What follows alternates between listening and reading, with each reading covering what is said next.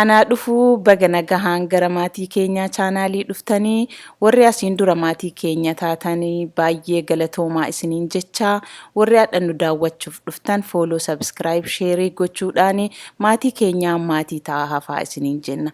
Hadha akka isinitti agarsiisuuf dhufnee viidiyoo qullubbii adiinii qophaa'ee ittiin turu tokko isinii qopheessinaa. Innis maalinni maashinii keessatti daannee kaanee akkamitti firiijitti galchine achiin booda baasaa akka fayyadamnu haala salphaa ta'een isinitti agarsiisna. Adeemsicha nu hordofaatii ilaala. Shunkurtiin ani ittiin fayyadamu qullubbiin jechuu barbaadeeti dhiifamaa. Qullubbichi ani ittiin fayyadamu kunoo asirra argitan kana isin ka barbaadan fayyadamuu hin dandeettanii. Binnee hin dhufnaa, binnee yoo dhufneen booda kunoo akka asirra argitanii qaccee isaa irraa mummurra jechuu sirriitti irratti hafuu hin qabu.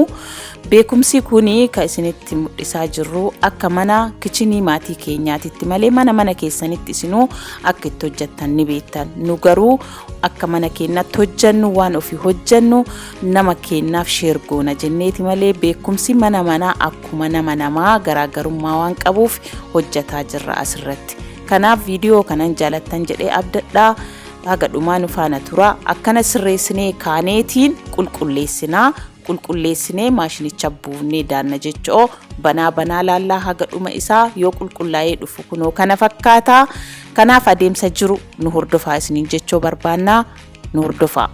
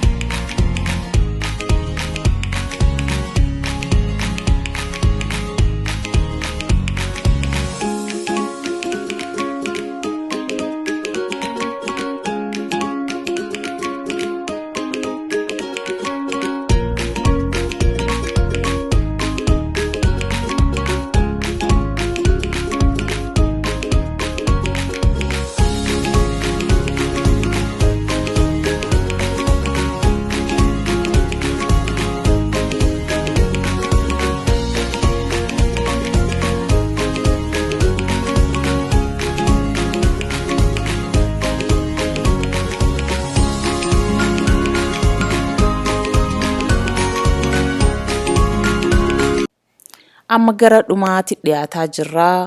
Olive oil illee itti buufnee waliin daannaa nu bulleessallee waan qullubbiin kun turuu fi zayitiin nu barbaachisa jechuu.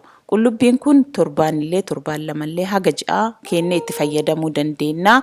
Amma kunoo xumurreetiin tirii irra garagalfataa jirra. Tirii irra garagalfannee baxxeessina. Kunoo akka argitan kan akka waan sataatee hojjennu tirii irratti baxxeessinee sararaanii masmara isaa itti baafna jechuu.